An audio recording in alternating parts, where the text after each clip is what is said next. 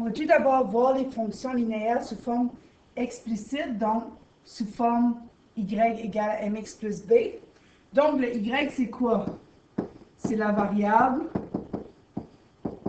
dépendante, donc elle dépend de l'autre variable ici, x. Donc, x est la variable indépendante.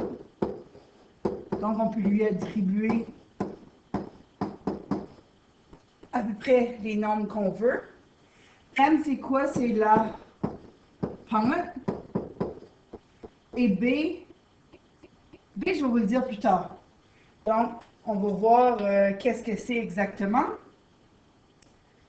Peut-être vous le savez déjà avec l'autre section qu'on a vue. On a vu l'ordonnée à l'origine et l'abscisse à l'origine, donc c'est un des deux.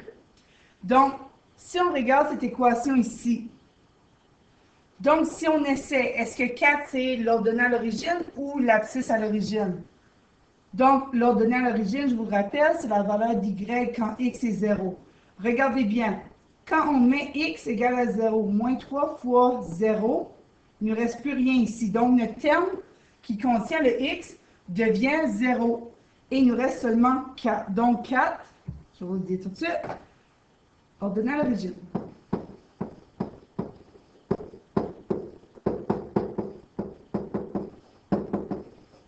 Donc, l'ordonnée à l'origine, c'est aussi la place où ça croise l'axe des y. Donc, on a cette fonction-là à écrire. Je viens de vous parler de l'ordonnée à l'origine, c'est ce point-là qu'on va mettre en premier. Donc, l'ordonnée à l'origine, c'est le point 0, 4. Pourquoi? Parce que x est 0 et y est 4. Donc, 1, 2, 3, 4, ici. Ça, c'est le point qu'on connaît. OK? Ou si vous préférez, c'est l'endroit où ça croise l'axe des y. Donc, y égale à 4.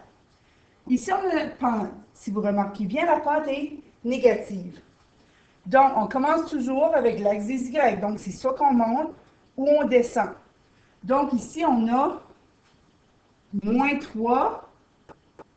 Donc, moins 3. Si on le mettait sous forme de fraction, moins 3 serait moins 3 sur 1. Parce qu'oublions pas que la pente, c'est la variation de y. Donc, on varie en y, soit verticale, sur variation de x, donc variation horizontale.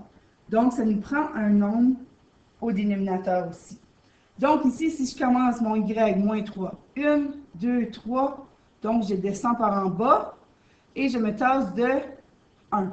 Donc, j'ai fait 1, 2, 3 vers le bas et je me suis tassé de 1 vers la droite. Moins 3, c'est moins 3 sur 1. Moins 3 pourrait aussi être 3 sur moins 1.